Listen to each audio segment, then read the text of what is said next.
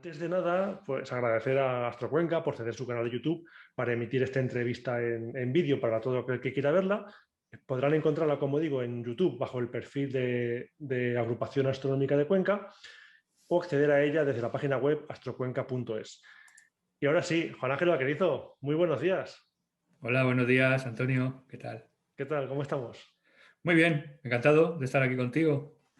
Pues en estas entrevistas en 107 Ciencia siempre suelo recordar la última vez que nos vimos, y nosotros nos vimos hace relativamente poco tiempo, nos vimos durante el descenso de Perseverance en el acto que se hizo allí en el CAP. Y nada, la verdad es que fue una experiencia bastante emocionante y por primera vez en mucho tiempo pudimos disfrutar de un evento en vivo con más gente. Pues sí, la verdad es que fue muy emocionante. Tuvimos la suerte de poder, tenemos un auditorio grande y entonces, bueno, pues pudimos hacerlo presencial con todas las medidas de seguridad y distancias pertinentes y, bueno, pudimos vivirlo en directo. Y fue un momento muy emocionante porque la verdad es que todos los aterrizajes en Marte son emocionantes y por lo difíciles que son, pero cuando las misiones te implican hasta el punto que nos implican estas, pues la emoción es todavía mayor. Así que sí, fue muy interesante. Además, ya te lo he dicho fuera de micrófono, me hizo especial ilusión. Estaba revisando los papeles de la NASA sobre el instrumento MEDA y el rover Perseverance en general, y ponía algo así como: para más información, contactar con Juan Ángel Vaquerizo. O sea, me hizo ilusión decir: mira, aquí lo tenemos, ¿sabes? para más consultas del instrumento MEDA. Claro, es lo que te decía, que cuando la implicación en la misión es importante, pues la emoción es todavía mayor, ¿no? Eso En es. este caso, pues como uno de los instrumentos a bordo de Perseverance es español y estamos nosotros liderándolo, pues claro, a la hora de establecer cómo es la organización, de cómo se atiende a los medios, pues NASA centraliza toda la información en su kit de prensa y lo que hace es para cada instrumento, pues designa personas que son un poco puntos de contacto para toda la prensa que quiera contactar. Claro, NASA no da abasto con toda esa información y lo que hace es pues derivarla a los diferentes instrumentos. Y en este caso, pues claro, para el instrumento MEDA, que está liderado por el Centro de Astrología, pues me correspondió a mí ser el punto de contacto, así que muy bien, muy contento. Sí, sí, Y sí. eso, está divertido verte, ¿no? En los documentos Sí, de NASA. siempre que te asocian con NASA, como que dices, no sé, te da, no sé si la palabra es caché, pero te da subidón. Subidón. Te da también responsabilidad porque te puede contactar Sí, cualquier medio también, del también, mundo, también. te Eso deja un es. poco ahí, pero bueno, estuvo bien, ha estado muy bien. Ha Como estado muy bien. 107 Ciencia, hemos aprovechado, mira, hemos utilizado el canal oficial, ¿no? Eso es. Pero bueno, nos conocemos hace mucho tiempo Sí, ya. sí, sí, sí, sí. Sí, sí. De hecho, bueno, te iba a preguntar ya la primera pregunta del guión, pero has dicho que nos conocemos hace mucho tiempo, efectivamente, y tuvimos la suerte de participar en Pekín, en China, de la reunión de la Unión Astronómica Internacional, y de la cual pues cada uno expuso su proyecto y pudimos ver otros proyectos interesantes, y la verdad es que allí en China echamos una buena semana. Sí, todo muy bien. Es una reunión que se hace cada, creo que 2 años y se llama Communicating Astronomy with the Public, que es como la comunicación pública de la astronomía. Y entonces, bueno, pues ahí hay representantes de todos los países y lo que se hace es poner en común proyectos que tienen que ver con la astronomía. Entonces estuvo muy divertido porque, como dices tú, ¿no? Fue una semana muy intensa, aparte de estar en Beijing, que es una ciudad que no conocíamos y que nos la pateamos bastante, ¿verdad? Tuvimos una guía de lujo, ¿verdad? Sí, sí, sí. Una chica de allí, de Beijing, que era estudiante de español y que entonces pues podíamos hablar con ella en español y nos enseñó Pekín y lo disfrutamos. Recuerdo la ciudad prohibida, cómo se fotografiaban con nosotros. Los Cierto. chinos Sí, sí, nos sí, sí. rodeaban para hacerse fotos con nosotros sin que nosotros nos diéramos cuenta. Y bueno, fue muy curioso, pero lo más interesante de esa reunión fue ver la gran cantidad de proyectos que se hacen en astronomía y el poderlos compartir con todos ellos, ¿no? De ahí surgen un montón de colaboraciones luego y que algunas de las personas que conocimos allí por primera vez, en mi caso, por ejemplo, todavía tengo contacto con ellos y seguimos haciendo proyectos, así que es muy interesante, sí, sí. Genial, genial, genial. Y bueno, primera pregunta: ¿qué te apasiona más, Marte o los torreznos?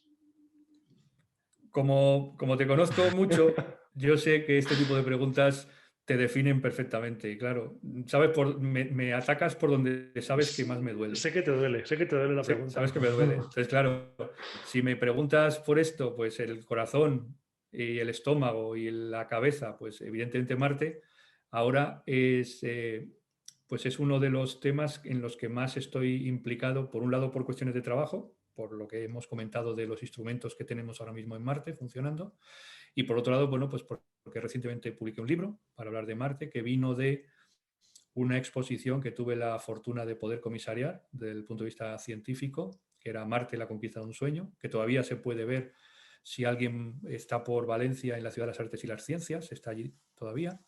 Y en Sevilla hay una versión reducida, en la ciudad la Casa de las Ciencias de Sevilla, también se puede ver allí. Y a raíz de eso, pues escribí un libro que se publicó el año pasado y que hablaba de Marte, Marte y el enigma de la vida. Entonces, bueno, pues Marte para mí, pues yo creo que ya soy bastante marciano, pero si me pones un plato de torrendos, yo me olvido de todo, ya lo sabes. Así que en principio me lo pones difícil, ¿eh? Me lo pones difícil. Yo sé que te lo iba a poner difícil y además Juan Ángel Vaquerizo estuvo en Casas Ibáñez hace unos años y vamos, lo recuerdo disfrutar como un enano con las parrillas allí dándole uso y sí, sí. Y la agachas, y la Y la agachas. agachas. Cuando quieres invitar a comer a alguien, Juan Ángel Vaquerizo, sabes que te va a cumplir como un campeón. Pero es que sí. Y bueno, otra pregunta es que en Marte pues tenemos tres instrumentos funcionando simultáneamente en tres misiones, tres instrumentos españoles. Son tres estaciones medioambientales, REMS, TWINS y MEDA en Curiosity, InSight y Perseverance. Y como digo, son instrumentos españoles. Somos punteros en caracterización de clima marciano. ¿Y qué supone para España este hecho de tener las tres estaciones funcionando simultáneamente?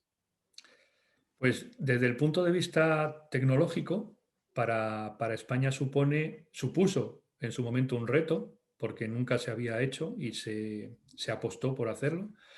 Y bueno, pues ese reto tecnológico que se ha superado, yo creo que nos ha colocado en una posición muy favorable para lo que es el futuro de la exploración espacial, de la exploración planetaria, vamos a decir, ¿vale? Porque la exploración espacial es como mucho más amplia, pero la planetaria en concreto, y en concreto la marciana, pues nos hemos convertido en un referente mundial a raíz de poder haber desarrollado primero REMS para Curiosity, Twins para Insight y ahora MEDA en Perseverance, nos coloca en la cabeza de lo que serían los sensores medioambientales planetarios. Entonces, desde ese punto de vista, pues es inmejorable para España, ¿no? Poder estar en la cabeza y poder ser nosotros los que podamos en un momento dado liderar el desarrollo de sensores o de instrumentos que busquen la caracterización ambiental de los planetas, lo cual es, como veis, pues es una cosa que nos puede llenar de orgullo. Y luego, desde el punto de vista científico, pues también, porque como sabéis, cuando los instrumentos se construyen, se diseñan, se construyen y se utilizan, los datos científicos que se obtienen tienen un cierto embargo. Digamos que el uso de esos datos científicos primero son usados por el equipo científico que ha diseñado el instrumento. Entonces, de alguna manera, la primera ciencia o los primeros resultados científicos que dan los instrumentos los podemos desarrollar, los podemos liderar nosotros. Entonces, también nos coloca a la cabeza de los estudios medioambientales, atmosféricos para Marte. Marte es muy importante conocer su atmósfera actual por dos motivos. Primero, para intentar determinar si sabiendo cómo es la atmósfera podemos determinar cómo fue en el pasado. Y más importante es conocer la atmósfera para esa hipotética exploración humana del planeta. Porque está claro que cuando los seres humanos vayan a Marte van a tener que estar viviendo un tiempo en la superficie, con lo cual, ¿qué menos que saber cuáles van a ser las condiciones atmosféricas que van a soportar, ya sea en los habitáculos o ya sea con las salidas que hagan? Con lo cual, tener esos datos, tener caracterizada bien la atmósfera, va a ser tremendamente importante. Entonces, nosotros estamos ahí en la cabeza y yo creo que para nosotros ha sido increíble y yo creo que es algo que todo el mundo debería conocer y sentirse orgulloso, claro. La verdad es que sí, la verdad es que es todo un privilegio que España pues sea puntero en algo tan específico y tan importante en exploración planetaria como es caracterizar el clima sobre todo para hacer un diseño del traje espacial que van a requerir los astronautas cuando viajen allí y ya no solo eso, sino también para definir cómo debe ser un hábitat humanizado, por así decirlo, para que pueda albergar a los seres humanos durante un tiempo limitado. Así Exacto. que sí. Ujú. Y sin entrar en datos embargados, como has comentado, eh, ¿qué tal han sido los primeros datos adquiridos por el instrumento Meta? ¿Ya habéis salido de esa fase de pruebas y ya habéis empezado a tomar datos reales? Digamos que ahí tienes toda la razón. Cuando los instrumentos se ponen en funcionamiento, bueno, los primeros soles en Marte de los robots suelen pasarse haciendo pruebas. Es decir, poniendo en marcha todo, chequeando los sistemas, viendo que todo funciona correctamente. Y cuando todo eso está chequeado, se pasa a la fase un poco de operaciones, ¿no? De operaciones rutinarias. Entonces, en el caso de MEDA, como es un instrumento medioambiental, los sensores van a medir variables ambientales, pues eso, de dirección y velocidad del viento, temperatura del aire, temperatura del suelo, la presión, la humedad relativa, y va a medir también la radiación y va a intentar caracterizar el polvo. Todas esas variables se tienen que comenzar a medir. Entonces, las primeras mediciones que hacen los sensores son mediciones un poco de prueba para ver el estado global del sistema. Entonces, a día de hoy, como ya han pasado, ya casi llevamos 30 soles en Marte, pues digamos que ya estamos en la fase en la que prácticamente vamos a empezar la operación rutinaria. Y entonces, los primeros datos lo primero que podemos decir, porque como dices tú, está todo todavía embargado, es que todo funciona bien. Es decir, que los datos que nos están dando los sensores son datos que están dentro de los rangos de funcionamiento que tienen que tener. Es decir, que ninguno de los sensores está dando datos que nos haga pensar que algo ha pasado y que está midiendo mal, sino que va todo ok. Ahora tenemos que hacer una caracterización de esos datos que se están tomando dentro del rango para calibrarlos correctamente y poder empezar a dar datos reales de lo que serían el ambiente en Marte. Es decir, los sensores, cualquier ingeniero lo puede decir, ¿no? Los sensores miden generalmente voltajes, corrientes y cosas por el estilo, porque son sensores, bueno, pues electrónicos y tal. Pero después esos datos que vienen en esas unidades se convierten en otros datos o otras unidades, otras cantidades, como pueden ser temperaturas medidas en unidades que evidentemente no tienen nada que ver con voltajes y con corrientes, o velocidades y direcciones del viento. Entonces, ese paso se tiene que hacer teniendo claro que los sensores están funcionando dentro de los rangos de funcionamiento para los que han sido diseñados. Entonces, lo que puedo decir es que todo funciona correctamente y que estamos ya preparando lo que sería el primer parte del tiempo marciano en Yesero, ¿no? Tenemos Ujú. partes en Gale y en Elysium Planitia, y ahora nos falta el cráter Yesero, que es donde está Perseverance. Pues dentro de poco tendremos el primer parte del tiempo en Yesero. Pues esperaremos ese parte y cuando salga lo vamos a comentar, lo vamos a comparar con los partes que sabemos de Elysium Planitia gracias a Insight y de Crater Gale gracias a Curiosity. Los compararemos con este del cráter Jezero obtenido por MEDA. Y también quiero comentarte que, como has comentado, va a caracterizar el polvo marciano. Esto se hará, si no recuerdo mal, con la cámara Skycam, que está ahí en el centro de los sensores ultravioletas. ¿Qué datos se esperan obtener con ella en base a la caracterización del polvo marciano? Bueno, la Skycam yo creo que nos va a permitir, va a dar un montón de información interesante, porque lo que no se ha hecho hasta el momento es estudiar con un poco de detalle el polvo atmosférico en Marte. Entonces, sabemos, por los datos que se han ido obteniendo precedentes, que el polvo en Marte juega un papel interesante a la hora de estudiar las dinámicas atmosféricas. Entonces, cuando uno estudia una atmósfera, uno supone que los agentes o los componentes atmosféricos que intervienen y que hacen que las dinámicas sean unas u otras son los gases que forman la atmósfera, ¿no? Pero en el caso de Marte, el polvo es un agente muy, muy importante, juega un papel muy importante, que todavía no sabemos cuál es. Sabemos, por ejemplo, que Marte tiene tormentas de polvo. Bueno, tiene los remolinos de polvo, los Dust Devils, y tiene también tormentas de polvo que son locales y que suelen ser estacionales. Pero ocurre cada cierto tiempo que esas tormentas locales se retroalimentan y pueden ir creciendo hasta crear lo que serían tormentas globales, planetarias de polvo, que engloban todo el planeta y lo mantienen todo lleno de polvo durante meses. Entonces, ese tipo de situaciones nos dicen que en la atmósfera de Marte el polvo juega un papel.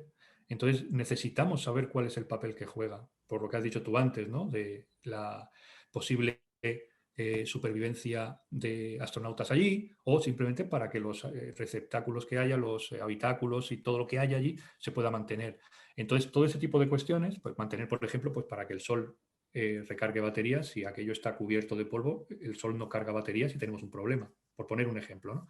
Entonces, lo que va a hacer el Skycam es tomar esas imágenes hacia la vertical y podrá estudiar la opacidad en función de la cantidad de polvo atmosférico. Entonces, todo ese tipo de datos que obtenga la Skycam van a ser muy importantes porque nos va a permitir caracterizar de qué manera el polvo juega un papel a nivel atmosférico, pues en las temperaturas, en los intercambios de temperaturas, rango de temperatura, en los vientos, en los rangos de vientos, en las direcciones, ese tipo de cuestiones que hasta ahora no tenemos. Y luego, otra cosa interesante que tendrá la cámara es que nos permitirá estudiar las nubes. En Marte hay nubes, de hecho hace muy poquito, ¿verdad? Curiosity mandó una foto bastante bonita donde se veía cómo pasaban las nubes. Entonces, en Marte se producen nubes. Esas nubes pueden ser de vapor de agua y, bueno, pues el estudio de también esas nubes es importante porque, bueno, pues siendo vapor de agua y evidentemente el agua es importante para las cuestiones que tienen que ver con la supervivencia de astronautas o el estudio de simplemente cómo puede estar el agua en Marte, pues también va a venir muy bien. Entonces Skycam, como veis, va a servir para, por un lado, caracterizar el polvo, que es algo que no se ha hecho hasta ahora y que será la primera vez, y luego para estudiar esa dinámica de las nubes. Y que además, bueno, los oyentes, ya lo hemos comentado en algún programa anterior, el polvo marciano, la arena que hay en Marte se parece más a la ceniza que a la propia arena, con lo cual es un polvo muy, muy, muy fino que puede entrar en cualquier dispositivo y lo puede fastidiar. También sabemos que el polvo está magnetizado. De hecho, los sensores, para que no se cubran de polvo, tienen unos imanes circulares alrededor, con lo cual evita que el polvo se deposite sobre el propio sensor, con lo cual es un invento bastante curioso para evitar que el polvo se deposite. Y antes de seguir con el polvo marciano, me gustaría que los oyentes supieran que las navajas no están solamente en Albacete, que en Marte también tenemos navajas. Sí, también tenemos navajas. Es muy curioso porque, bueno, le pusimos ese nombre a uno de los sensores de viento, ¿de acuerdo? El viento se mide con dos sensores que están orientados en direcciones, pues, unos 120 grados en separación angular. Uno apunta hacia el frente del vehículo y el otro apunta como hacia atrás. Entonces, ese que apunta hacia atrás, en vez de tener la misma longitud que el primero, tiene una longitud añadida. Entonces, necesitamos separarlo lo más posible del mástil del rover, que es donde están colocados esos booms, son como dedos, ¿no? Entonces, ese que va hacia atrás se quería poner alejado lo más posible. Y entonces se hizo una especie de receptáculo que contenía plegado la parte del extremo. Entonces eso se lanzó desde la Tierra plegado y en Marte se tenía que desplegar. Entonces la forma de desplegarse, abriéndose de estar cerrado, plegado, pues recuerda, claro, para cualquiera que viva en España y que haya tenido navaja de toda la vida de irse al campo para cortar el chorizo y el queso y el pan, pues evidentemente lo llamamos navaja por eso. Entonces ese sensor navaja lo desplegamos en Marte en una maniobra que fue crítica, en el sentido de que si no funciona nos hubiéramos quedado sin sensor y gracias a ello pues funcionó perfectamente y se desplegó correctamente, ¿no? Pero sí, se llama navaja por eso. Así que tenemos una navaja en Marte. No son exclusivas de nuestro planeta. Sí. Muy español. Sí, la verdad es que sí. Y además me dijo Manfredi que se llama navaja, que no tiene ninguna traducción en inglés, que es navaja. Sí, Entonces, lo han mantenido, porque claro, sí. es que ellos no, sus navajas es verdad que también se abren, pero lo hacen de una forma diferente. No es como la nuestra, que es directamente plegar y desplegar, ¿no? En otros países eso no se entiende muy Sí, bien sí, así. sí. En Estados Unidos no. Entonces, bueno, pues mantuvieron navaja por eso. Entonces, bueno, los estadounidenses y el resto del mundo ya va a saber cómo es el mecanismo de una navaja. Eso es. Volviendo al polvo marciano, Las misiones que hay en superficie, las que se alimentan de energía solar, pues tienen el inconveniente de que el polvo marciano se deposita en los paneles. Y es lo que le está pasando ahora a InSight, que tiene los paneles ya muy llenos de polvo y su efectividad, la recepción de luz solar para recargar, pues se está viendo afectada. ¿De qué manera está afectando esto a Insight y también está afectando al funcionamiento de Twins? Claro, sí, sí, tienes toda la razón. La misión InSight es una plataforma con patas que desplegó unos paneles solares que eran como dos paipais gigantescos, ¿no? Entonces, evidentemente, el despliegue del paipai se hace para que queden lo más horizontales para captar toda la luz solar que pueda. Eso está muy bien porque capta muy bien la luz del sol, pero también está mal porque al estar horizontal acumula el polvo marciano. Entonces, el polvo marciano, como has dicho tú muy bien, es muy fino, acumula. Tiene la parte buena de que como no hay vapor de agua, no hay mucha humedad en el ambiente, no apelmaza como el polvo terrestre. Entonces, basta una pequeña ráfaga de viento para que eso pueda desaparecer. Y se esperaba que en la planicie de Elysium pues hubiera esos vientos, ¿no? Y que pudieran en un momento dado pues mantener limpios los paneles. Pero pues por algún motivo no se están dando esos vientos que se esperaban y entonces se ha acumulado mucho polvo ya en los paneles. Eso ha hecho que haya que, bueno, pues distribuir la energía porque al haber mucho polvo recarga menos la batería o se requiere más tiempo para que recargue la batería porque no da tanto el sol. Entonces, pues claro, al tener que esperar más tiempo para que la batería recargue, para utilizar la energía para hacer funcionar los aparatos, pues hay que ir cambiando los elementos o los protocolos de uso. Mm. La suerte, entre comillas, porque no es suerte, de que uno de los instrumentos haya quedado sin uso, que es el topo, el penetrador, Ujú. finalmente se abandonó porque no consiguieron de ninguna manera el hacer que penetrara correctamente, con lo cual, bueno, pues esa hipotética energía usada para eso, pues se puede aprovechar para otras, pero el sismógrafo sigue funcionando. Entonces, la práctica totalidad de la energía de la plataforma se está utilizando para el sismógrafo, que es el instrumento importante de InSight, ¿no? Entonces, Twins está sufriendo, digamos que los recortes de energía, en el sentido de que no se está utilizando tanto como podría utilizarse, precisamente porque no hay energía para ello. Aunque no utiliza mucha energía, eso también es verdad. Entonces, bueno, Ujú. pues Twins, por ejemplo, se ha utilizado para medir los vientos y las temperaturas, pero sobre todo los vientos, para eliminar falsos positivos que se pudieran dar en el sismógrafo, que es muy preciso. Entonces, bueno, pues a veces la vibración que puede captar el sismógrafo puede ser debida a viento y no tanto a terremotos, ¿no? Pero, como ya decía antes, por desgracia no está viendo los vientos que se esperaba y, bueno, pues entonces estamos teniendo pequeños momentos donde no funciona Twins precisamente por eso. No sabemos lo que va a pasar porque se han probado algunas opciones como hacer vibrar los paneles porque no tiene limpias, Ujú. pero parece que no funciona. Son muy grandes, entonces el polvo acumula mucho y es muy complicado hacer vibrar una cosa grande que desaparezca el polvo.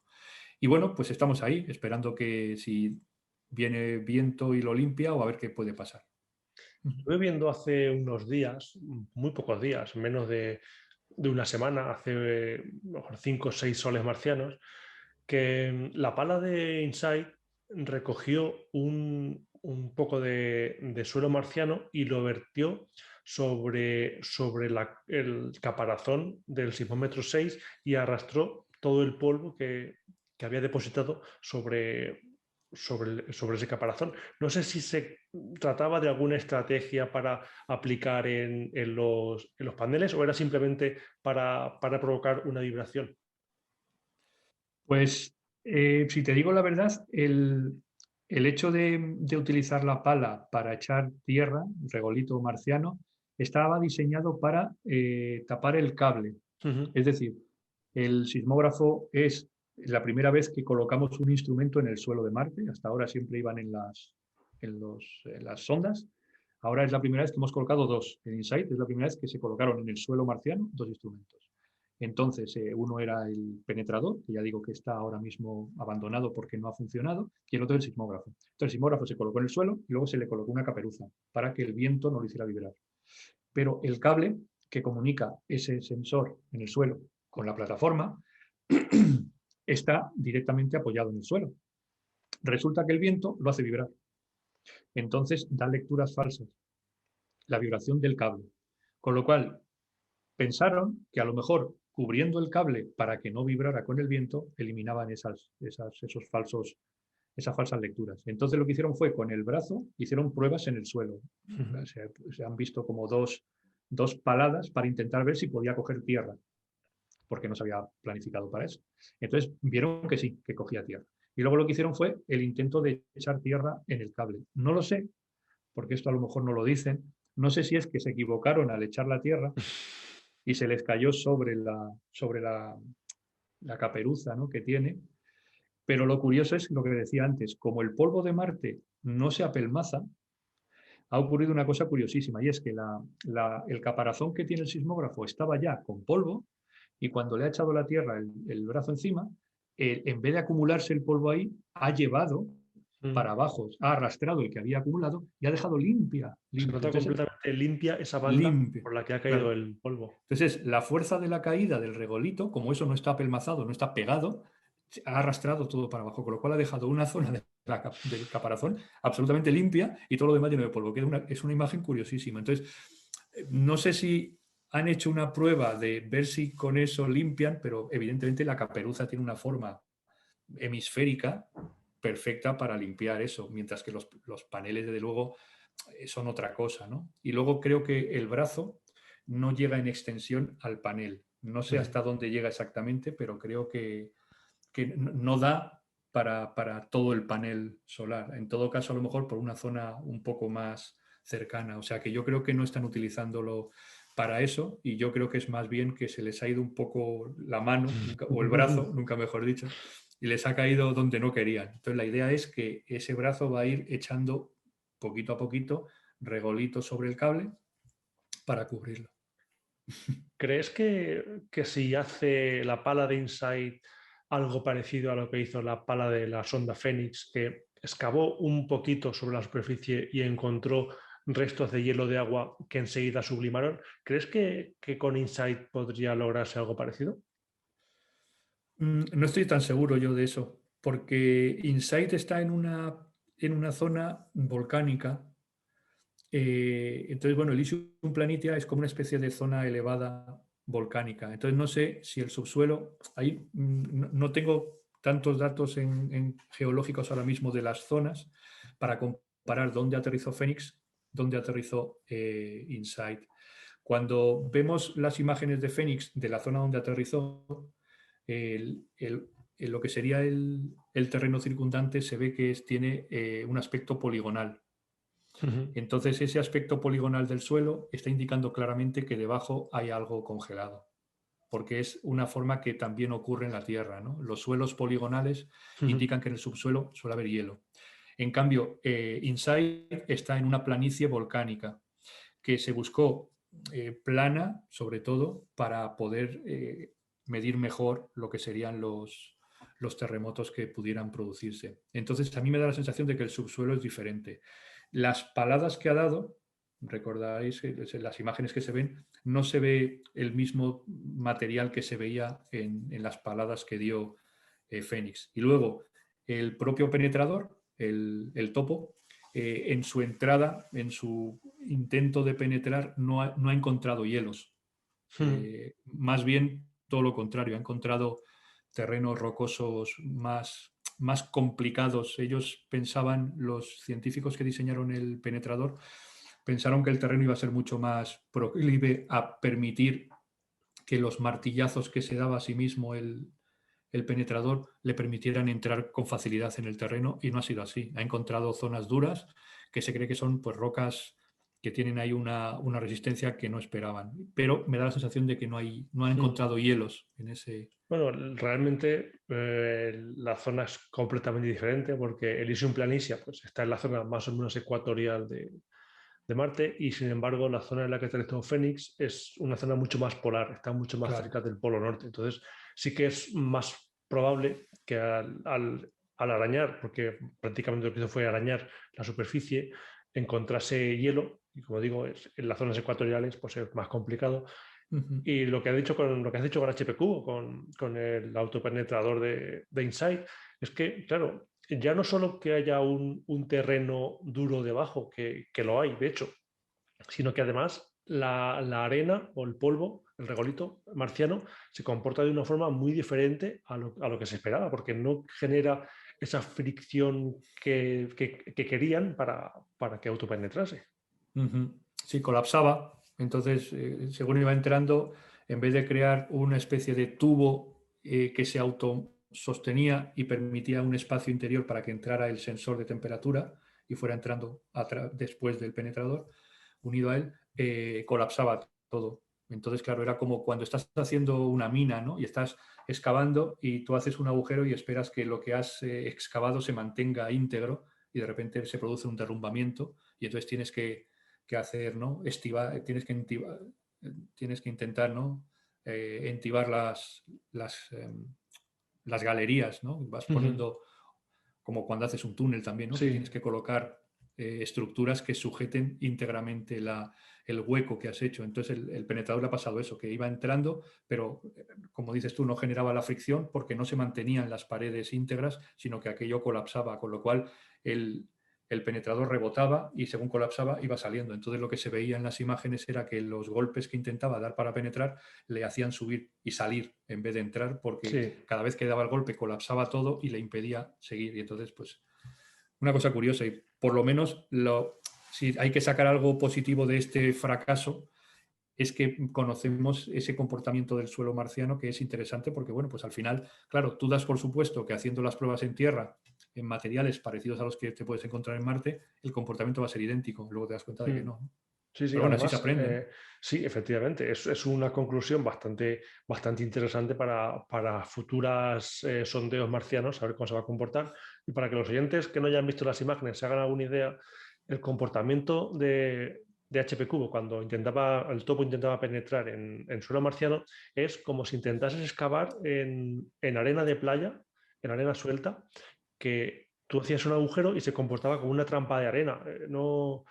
Ujú. No lograbas un agujero limpio.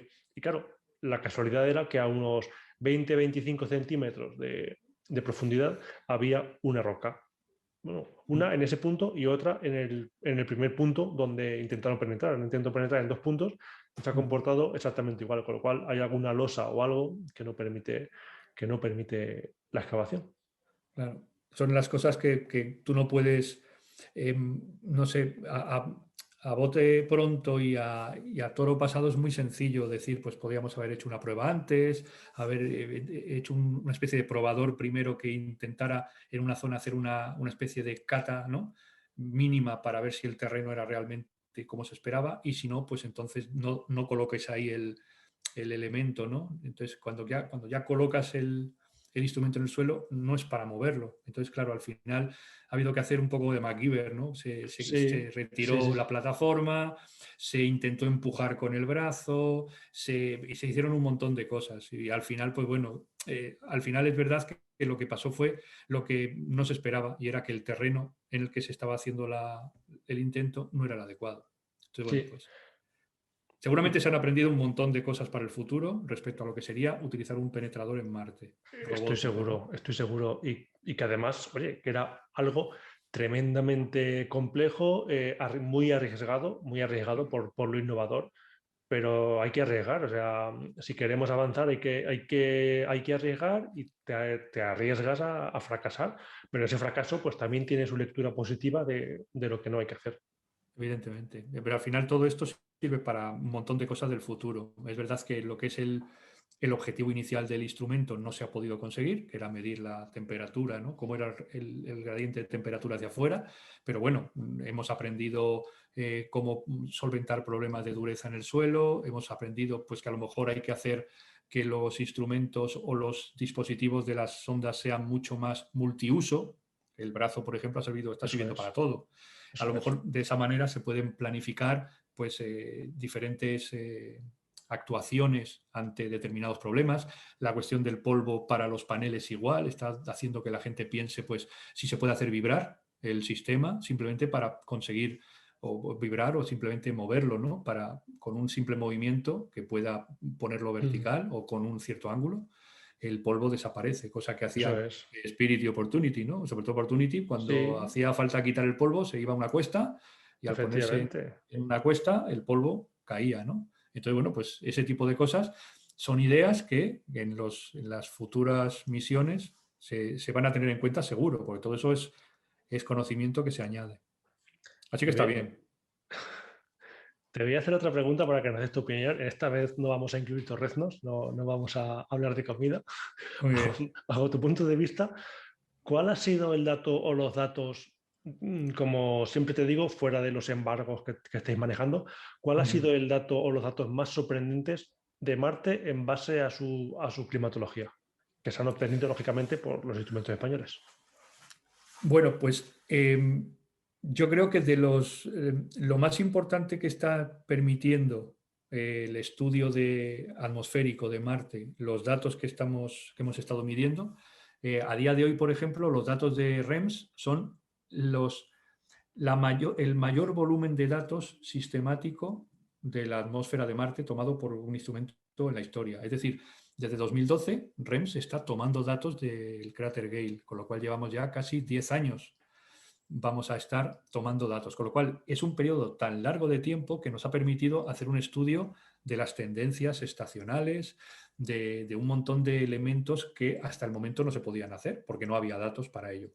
Entonces, sí que se puede decir que no es algo puntual, pero sí es un dato importante, y es que los modelos atmosféricos que tenemos de Marte se están pudiendo testar de una forma mucho mejor que hasta ahora, de manera que los modelos atmosféricos están empezando a ser muy, muy, muy buenos.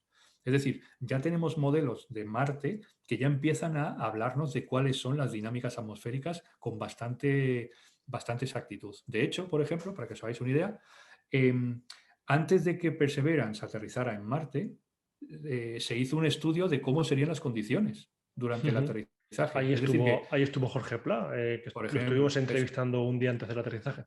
eso es. Entonces, por ejemplo, el hecho de que seamos capaces de decir con qué tiempo se va a encontrar la nave cuando intente hacer la entrada, porque fijaos lo importante que es saber cómo va a estar la atmósfera cuando lleguemos, porque el peligro que tenemos para aterrizar en Marte es que tenemos que atravesar la atmósfera de Marte en unos 7 minutos y tenemos que conseguir frenar la nave para que aterrice a una velocidad reducida.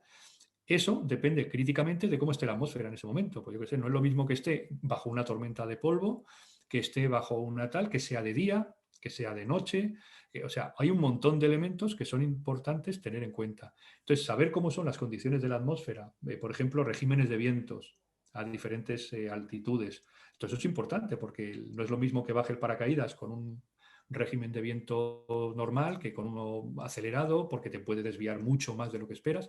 Bueno, pues eso se pudo hacer antes de que llegara Perseverance a Marte. Y de hecho lo hicieron con los modelos que están, vamos a decir, poniendo a punto con esos datos que estamos obteniendo nosotros. Entonces, yo creo que sin dar un dato sorprendente, porque realmente no podemos hablar de datos sorprendentes atmosféricos porque, bueno, aunque tenemos ya 3 estaciones y podemos decir que es casi una red meteorológica, Ujú. realmente estamos dando datos atmosféricos de lugares muy locales. Es como si tenemos una estación en Madrid, tenemos una estación en Burgos y tenemos una estación, por ejemplo, en pues aproximadamente Polonia. Entonces, bueno, pues tener esas 3 estaciones nos permite hablar de dinámicas atmosféricas a nivel más o menos global, pero no podemos hacer una estimación Ujú. tremenda. Entonces, realmente lo interesante es que con la gran cantidad de datos obtenidos, al menos por una de ellas, estamos teniendo la capacidad de poder testar los modelos atmosféricos bastante bien. Y eso nos ha permitido decir, por ejemplo, eso, cómo se va a encontrar Yesero cuando llegara Perseverance, y con bastante exactitud ha dado en el clavo, porque los datos que ya digo, que se están tomando, entran dentro de la normalidad de lo que sería. Ahora tenemos que hacer, con los datos que vengan, por ejemplo, de MEDA, haremos esos ajustes de nuevo, de manera que lo que nos han dicho los modelos en los que no intervenían los datos de Yesero, ahora con los datos de Yesero podremos ajustar ese modelo y hacerlo coincidir y eso nos va a dar todavía mejores estimaciones de lo que va a ser la atmósfera, ¿no?, de Marte. Y además imagino que a nivel local, a nivel del cráter Gale, con todos esos modelos y esos datos, ya supongo que se podrá hacer una previsión a días vista de qué tiempo va a hacer en el mismo cráter, ¿no? Se puede hacer una estimación, al menos estacional seguro. Al menos estacional seguro. Ujú. Es decir, seguramente si has hablado con Jorge lo explica muy bien, ¿no? Esas inversiones que se producen, esos vientos que entran por un lado, ¿no?, y que mantienen capas de aire en diferente temperatura, vamos a decir, atrapadas dentro del cráter, que Eso luego es. se quedan liberadas, que producen esos regímenes de vientos extraños así a primera vista, pero que luego tienen sentido cuando se ponen en un entorno global. Ese tipo de cosas es lo que está permitiendo, ¿no? Claro, y tenemos un conocimiento tan ya exacto o tan detallado que podemos hacer predicciones, sí. Ujú. Cambiando radicalmente de tema, con Perseverance ya se ha iniciado o se va a iniciar en unos pocos soles la recogida de muestras que se van a introducir en cápsulas para iniciar una maniobra de retorno de muestras a la Tierra. Es una maniobra bastante compleja. La NASA enviará un aterrizador con un rover que las recogerá, las depositará en el lander despegará un cohete, ese cohete será interceptado por un orbitador que previamente se ha lanzado, se lanzará a la vez que el lander, ese orbitador la capturará en vuelo y pondrá de nuevo rumbo a la Tierra. Es una maniobra bastante compleja. ¿Qué viabilidad le ves para que se produzca esa recogida de muestras en plazo que parece ser que llegarían a la Tierra en 2031? Pues en principio, lo has dicho tú perfectamente, Mars 2020 es una misión de NASA que forma parte, tiene algunos de los elementos que la forman, tiene como una especie de recorrido mayor de la misión. Entonces, eso forma parte de una misión que se llama Mars Sample Return, sería retorno de muestras marcianas. Entonces, la idea es que Perseverance va a hacer un recorrido por el cráter Jezero, por la zona del delta, donde ha aterrizado, va a moverse por ese delta y va a ir tomando muestras del suelo, que va a meter en tubos, como has dicho tú, que los va a dejar todos acumulados en un punto. Entonces, la idea es que en la ventana del 26 se envíe esta misión que tú has dicho muy bien, ¿no?, que consistirá en una misión compleja que llevará un orbitador y llevará luego un lander que lleva un rover pequeñito y un cohete pequeñito incorporado. Entonces, la idea es que ese lander aterrice en Marte, en una zona, me imagino, del cráter Jezero, y que el rover pequeñito se desplazará hasta la zona donde ha depositado los tubos Perseverance, lo recogerá y lo llevará de nuevo a la plataforma, al lander, donde la depositará en un cohete. Ese cohete saldrá de Marte y se encontrará con el orbitador, donde dejará las muestras. Y ese orbitador enviará a la Tierra las muestras, ¿no? Entonces, en principio, la ventana, el 26 sería para que llegara al 28 y luego hay una ventana de Marte a la Tierra en el 31, que es la que quieren ellos aprovechar para traer las muestras porque igual que nos pasa a nosotros cuando queremos enviar algo a Marte, que tenemos que esperar la posición propicia de los planetas, también hay una posición propicia de Marte a la Tierra, que todavía no se ha hecho nunca, pero hay que tenerla presente para cuando se haga. Entonces, esa ventana propicia de Marte a la Tierra se produce en el 31. Entonces, es cuando se tiene planificado que vuelva esa nave que estaba allí, que vuelva para la Tierra. La llamamos retorno porque vuelve para nosotros, pero realmente es la primera vez que traemos Eso es. muestras de Marte. Que traemos de forma artificial, ¿no? Claro, Porque de entonces manera natural sí que ha pasado alguna vez. lo llamamos retorno de muestras porque retorna en una nave nuestra, pero realmente es la primera vez porque no viene algo que estuvo en la Tierra, Bueno, sino que viene algo, las cápsulas sí que eso es, retornan. por eso llamamos retorno, ¿no? Pero realmente lo que hacemos es, nos hemos dado cuenta de que para saber si en Marte las condiciones fueron propicias para la vida, hay que ir a lugares donde sabemos con toda seguridad que hubo agua líquida y que hubo, vamos a decir, trasiego de material que lo dejó ahí acumulado. Esos son los Ujú. deltas, ¿no? Entonces, las muestras que se van a tomar son muestras de esas zonas, rocas, por ejemplo, arcillosas, que van a retener esa información del pasado y que van a permitir su estudio determinar si pudo haber algún tipo de metabolismo en Marte en el pasado, como hacemos en la Tierra. Entonces, lo que van a hacer esas muestras es, evidentemente, nos hacen falta estudiarlas en la Tierra, porque no tenemos la capacidad de poderlas estudiar in situ en Marte. Entonces, todo este proyecto global tremendo, porque tiene 3 misiones en secuencia, ¿no? La que va ahora para recoger las muestras, la que va después a enviarlas para la Tierra y una tercera que va a salir al encuentro y que creo que va a ser en órbita de la Tierra o a lo mejor en la Luna, no se sabe, pero en principio una que va a recoger esa llegada y ahí, a lo mejor ahí se estudia o se trae para la Tierra, ¿no? Entonces Y es muy interesante, ¿no? Porque, bueno, es, es interesante, es complejo, pero muy una complejo. complejidad añadida es que es más complicado ir de Marte a la Tierra que de la Tierra a Marte. Del mismo modo que es mucho más complejo ir de la Tierra a Venus o de la Tierra a Mercurio. Son viajes mucho más complejos porque vamos, digamos, a favor del Sol. Entonces, eso añade una complejidad extra al retorno de muestras. Mm. Sí, sí, Veremos sí, a ver cómo se comporta y si todo claro. sale bien, porque claro, el frenado tiene que ser contundente y tampoco se puede enviar mucho combustible a Marte que se retorne a la Tierra para realizar ese frenado. Va a tener que ser una Mm. maniobra con una gran complejidad. Sí.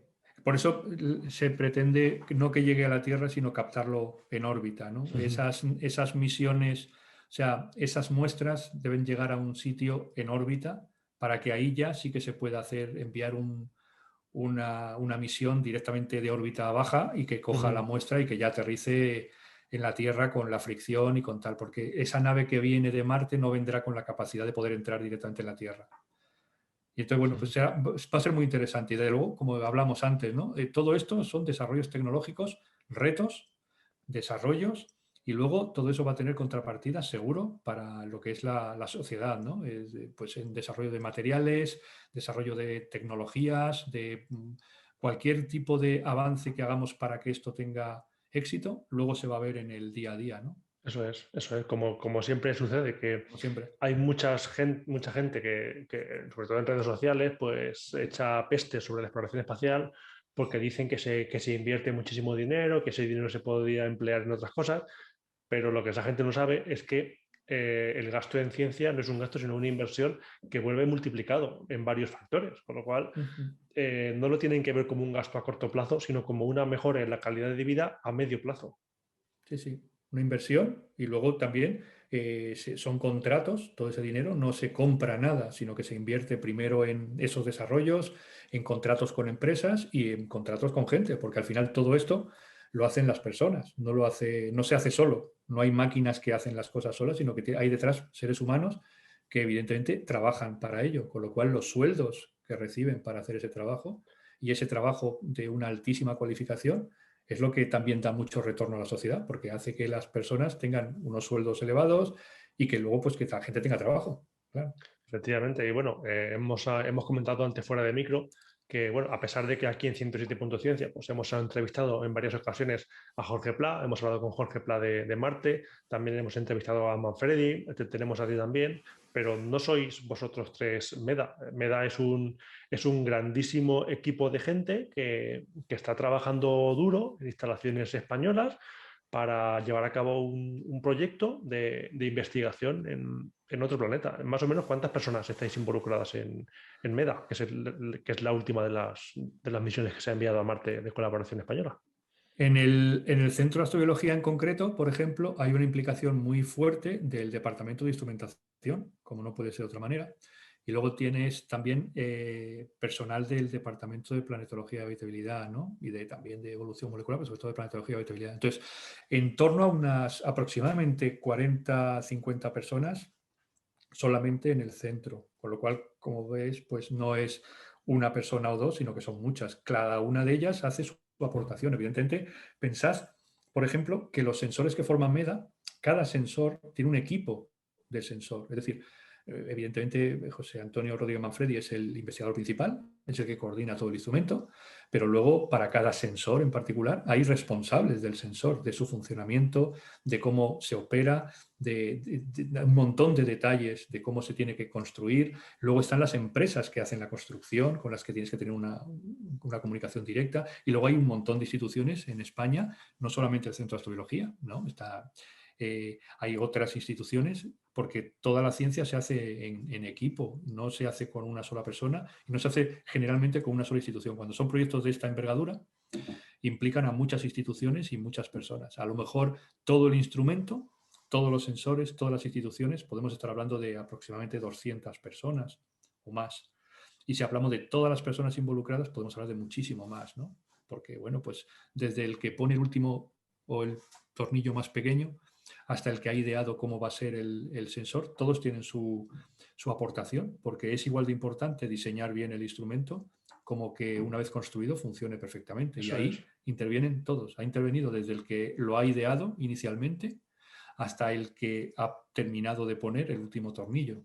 Sin ninguno de ellos, sin la suma de todos, no Sí, estaría sí. Es funcionando. una gran cadena y esa cadena tiene que funcionar cada parte independientemente y de manera satisfactoria. O sea, cualquier eslabón roto daría al traste con todo el proyecto. Eso es. Así que bueno, pues es un equipo de gente. Claro, cuando nosotros estamos hablando de los instrumentos, siempre hablamos en representación de todos ellos, claro. Y ya para ir terminando, Juan Ángel, el día de emisión de esta entrevista, pues está previsto que el rover Ingenuity eche a volar y será la primera vez que un instrumento volador, digamos, despega desde la superficie marciana. ¿Qué supone poder volar en un planeta para Marte? Y sobre todo, ¿cómo cambiará Ingenuity el paradigma de la exploración planetaria? Joder, vaya pregunta. Bueno, evidentemente, a ver, el hecho de que hagamos volar un dron, un ingenio volador en otro planeta, eso va a ser un hito, de igual que los hermanos Wright hicieron volar un ingenio en la Tierra. De hecho, el Ingenuity lleva un trozo ese primer avión de los hermanos Wright, lleva un trocito de la tela, del fuselaje, lo lleva dentro para homenajear precisamente a estos pioneros, ¿no? Entonces, es algo pionero. Igual que hemos visto por primera vez en la historia aterrizar en Marte un ingenio, en este caso Perseverance, lo vimos en directo.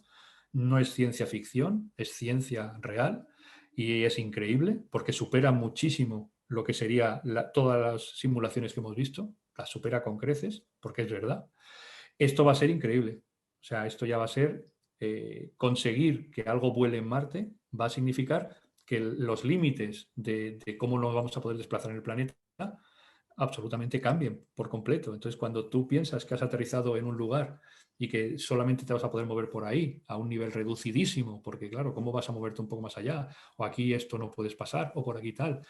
Y lo interesante está allí. Ahora imaginad, con el dron va a significar que, pues si el dron vuela y va todo bien, los siguientes que vayan puedan ser exploradores reales, que van a poder desplazarse kilómetros entre lugares y van a poder hacer cosas pues impensables hasta ahora y que esto va a hacerlo realidad. Entonces, bueno, pues el día 7 estaremos, si todo va bien, si al final se hace ese día, va a ser un momento histórico que vamos a vivir todos y que va a ser increíble, ¿no?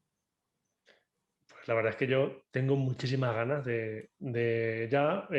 Estamos grabando esta entrevista y ya las cuatro patas del rover Ingenuity ya están desplegadas a falta de que se suelte del propio rover. A partir de ahí, el rover se alejará, se probarán aquello que comentamos hace unos cuantos programas en 107 Ciencia, que las baterías de Ingenuity se cargan, que la comunicación se establece correctamente, que todo funciona bien, y cuando ya todo funcione bien, pues tendremos, previsiblemente en el día de hoy de emisión, tendremos ese primer y esperado vuelo del rover, del dron.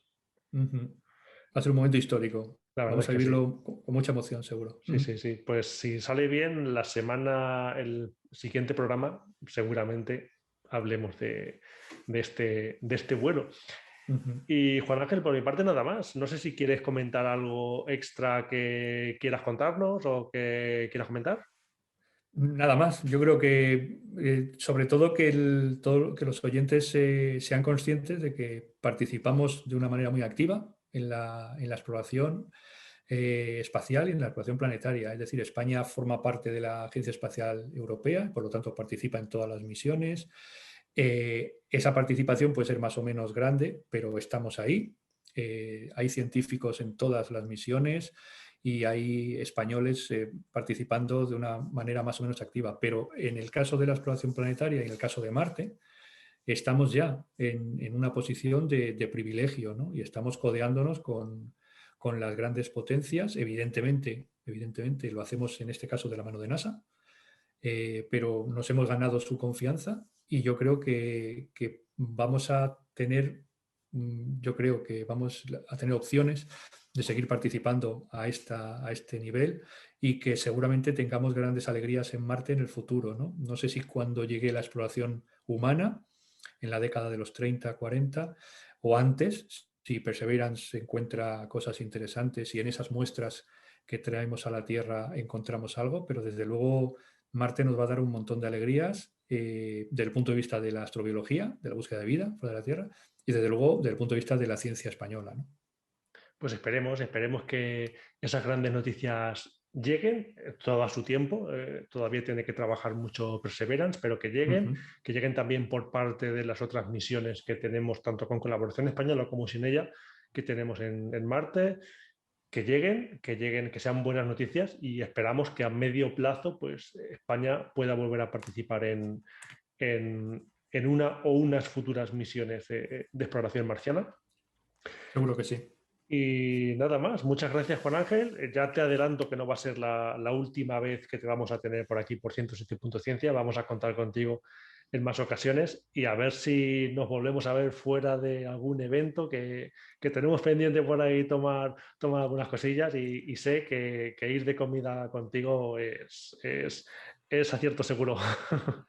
Es mejor, siempre es mejor. A ver si Sí, sí, sí. podemos volver a reunirnos pronto Pues sí, y, y podemos tener este tipo de reuniones más presenciales que siempre son más de pues la agradecer. verdad es que sí. Así que Pues un nada, lo placer estar con dicho, vosotros. muchas gracias y nos veremos en futuras ocasiones.